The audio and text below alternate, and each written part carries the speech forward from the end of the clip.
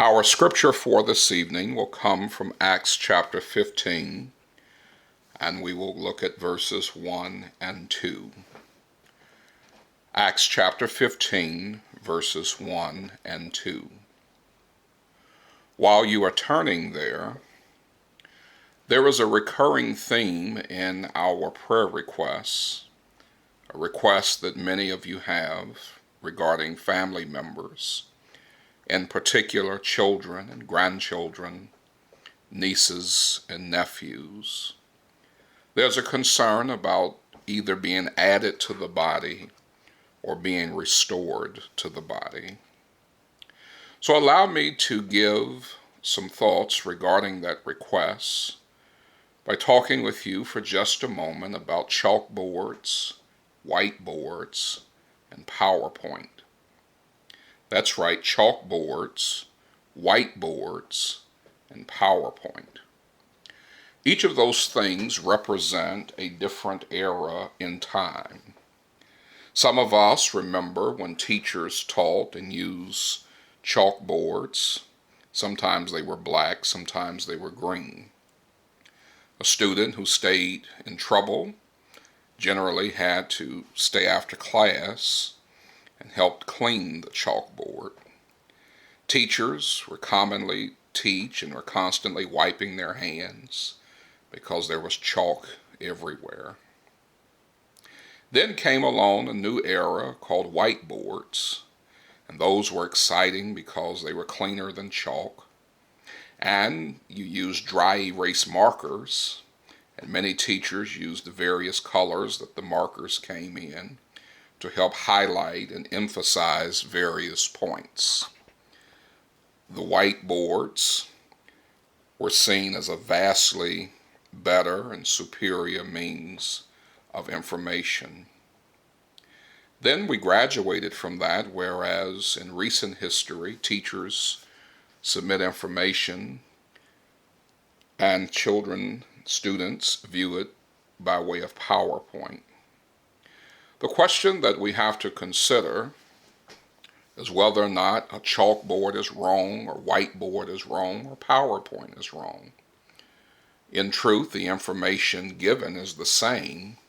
It's just the delivery of the content that makes the difference. It would hardly seem wise to use chalkboards today in a generation that is familiar with PowerPoint. It would hardly seem wise to use a whiteboard because, again, times have changed and so has information. With that said, we have to recognize that there are reasons, too many to discuss in the brief time we have tonight, as to why we are not connected with many of our young people and why church seems to be irrelevant. Could it be that perhaps we're trying to make a PowerPoint-minded generation accept a chalkboard-minded way of seeing things? If some of you are not getting the analogy, or maybe you are, let's look at some things that will help us to better appreciate this concept. Think about Acts chapter 15, verses 1 and 2 as an example. The Bible says, "And certain men which came down from Judea taught the brethren, and said, Except you be circumcised after the manner of Moses, you cannot be saved.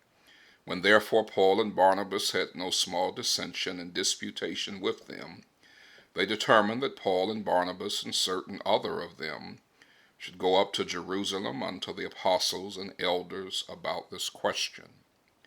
A problem plaguing the first century church is in some ways similar to the problem plaguing the church today. Then the Jewish converts felt it necessary for the Gentile converts to conform to the way that was comfortable for them, which was a matter of circumcision. The rest of this chapter allows us an understanding on how this was dealt with after the apostles were consulted. The principle that I want you to understand is that sometimes we're trying to force people to accept things that are comfortable and acceptable to us, and not necessarily that which is relevant to their reality. As we think about trying to reach our young people, some of the failure to reach our young people can be seen in the efforts, or better yet, the misapplied efforts to reach them.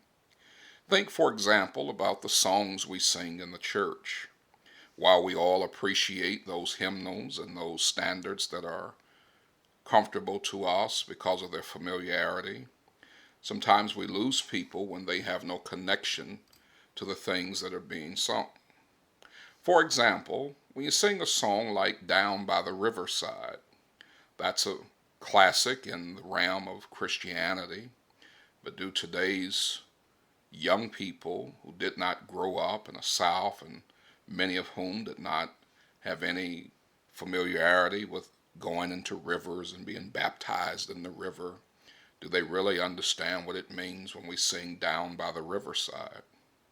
When we look at the difference in how people dress, we have made it a practice. In fact, we have made it a biblical principle that people have to dress a certain way in church.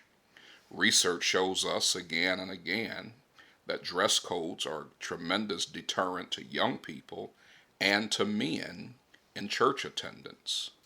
This is articulated well by Dr. Jawanza Kunjufu, who is a contemporary of President Obama, both of whom went to church together, Trinity United Church of Christ in Chicago. In his book, Adam, Where Are You? Why Black Men Hate Going to Church, he mentions the idea of the dress code. We see these things in books like Why Men Hate Going to Church by David Morrow.